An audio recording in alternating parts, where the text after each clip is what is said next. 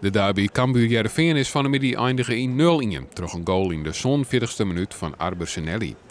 De Leeuwers kregen nog goede kansen, maar er stond bleun in het voordeel van de Veensters. Ja, dramatisch natuurlijk. Zo'n wedstrijd moet je gewoon winnen. En dan is in de situatie waar we nu in zitten, is dat dan doping voor ons. Alleen, het is Heeft het erin gezeten? Ja, denk ik wel. We hebben toch wel wat kansen gecreëerd. En ook de eerste helft. Daar hebben we genoeg kansen gehad, denk ik. En, dus ik denk het heeft er wel ingezeten, denk ik. Ja. Is het een terechte overwinning, Henk? Qua kansen is het een terechte overwinning. Ik denk dat wij op basis van voetbal dat we misschien een gelijkspel erin zetten hier. Dan mag ik een beetje geluk hebben, maar als je het al meidje kent. En zeker in het begin hebben we 2 keer zwijnd.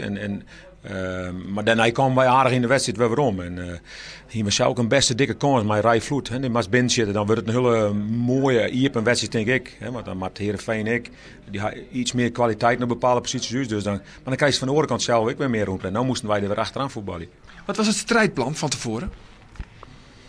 We houden ze gewoon bij de keel pakken en gewoon volle bak druk zetten en ze niet meer met rust laten.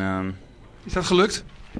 Bij Vlagen vind ik van wel. Alleen we hebben ze af en toe nog wel in de wedstrijd laten komen. En ik vond dat die goal ook wel onverwachts viel. Dat viel wel als een klap voor ons. Maar daarentegen hebben we niet opgegeven. En we hebben 90 minuten zijn we volle bak gegaan. En dat kan elkaar niks verwijten. Winnen in Ljouwert. Vertel eens, hoe viel dat? Ja, dat vind ik hartstikke mooi. Dat is, maar van de week winnen bij Feyenoord vond ik fantastisch. Ja. Maar goed, dit is, voor de meesten is het heel belangrijk.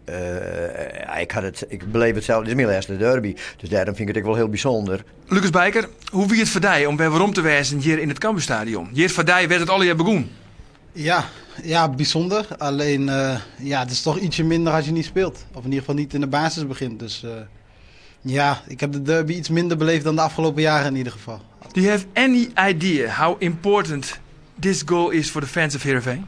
I've heard a little story about the derby and how important it is to win against Cambuur. What did they tell you? No, it's crazy atmosphere and they hate each other, so it was really important that we won. Yeah.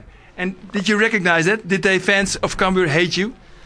Yeah, they hate every Heerenveen player or supporter, so it feels really good that we won and we took the 3 points, so I'm happy.